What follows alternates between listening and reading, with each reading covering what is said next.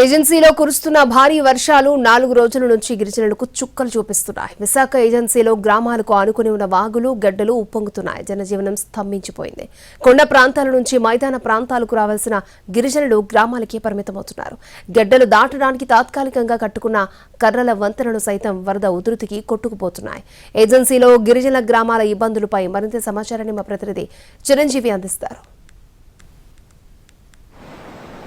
అల్లూరు జిల్లా ఏజెన్సీలో వరదల ఉధృతి కొనసాగుతుంది. ప్రస్తుతం అయితే మనం మత్స్యగడ్డ వద్ద ఉన్నాం. మత్స్యగడ్డ వద్ద గత 4 రోజుల నుంచి కూడా వరదల ఉధృతి ఏ విధంగా కొనసాగుతుందో మనం చూస్తూనే ఉన్నాం. మరోవైపు గిరిజనులంతా కూడా తీవ్ర అవస్థలు పడుతున్నారు. ఎందుకంటే ఆ కొండ పక్కల ఉన్నటువంటి ప్రాంతాలన్నింటిలో కూడా మనం చూస్తున్నాం. అటువైపు సుమారు 10 గ్రామాల వరకు కూడా ఉన్నారు.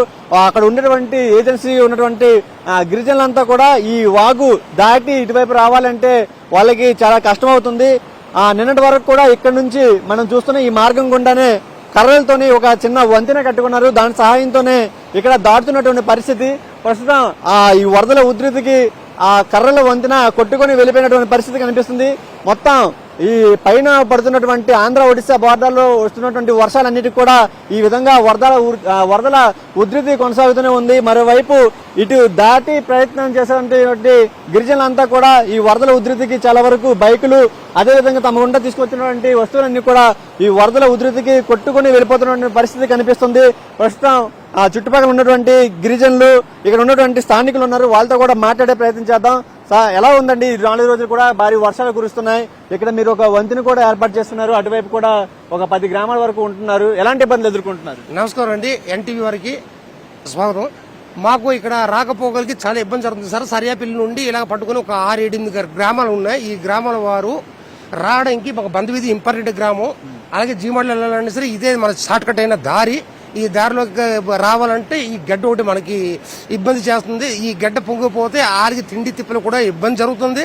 కనుక ఈ వంతెన నిర్మిస్తే కొద్దిగా రాకపోకలకి బాగుంటుంది అనేసి మేము భావిస్తున్నాం. కనుక మా వంతు దయ ఉంచి ఆ గ్రామస్తుల వాళ్ళకి కొద్దిగా అన్ని రకాలుగా కాపాడుతారనేసి మేము కోరుకుంటున్నాం. ప్రతి ఏడాది కూడా వర్షాలు కూర్చోటప్పుడు ఎలాంటి పరిస్థితి ఉంటుందా? ఇక్కడ వంతెన కానీ ఏమైనా ఏర్పాటు చేసే ప్రయత్నం చేసినా మామూలుగా చేసినా ఉండలేదండి.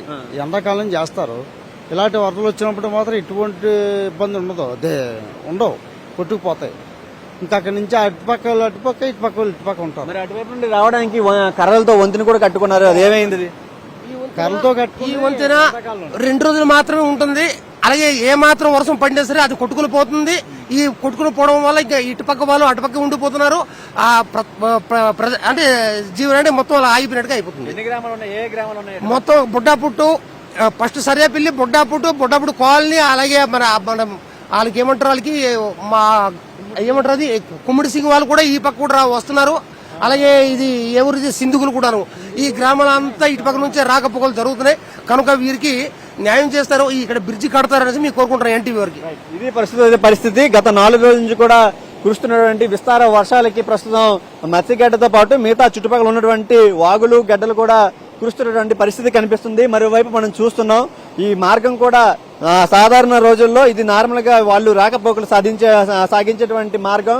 కానీ గత 4 రోజుల నుంచి కురుస్తున్నటువంటి ఈ వర్షాలకి అయితే మాత్రం మత్స్యగడ్డ పొంగి ఈ విధంగా పొరులుతుంది. మొత్తం చూసుకోవచ్చు. ఈ మార్గం నుండే ఇటువంటి కర్రల వంతెన కట్టారు. కట్టిన తర్వాత అది వరద ఉధృతి పెరుగుతున్న కొద్దీ అది అలా కొట్టుకుని వెళ్ళిపోయింది. ఇటువైపు నుండి కొంతమంది సంతకెళ్లి వచ్చేటువంటి వాళ్ళంతా కూడా ఇటువైపు నుండి రాకపోకలు కొనసాగిస్తుంటారు.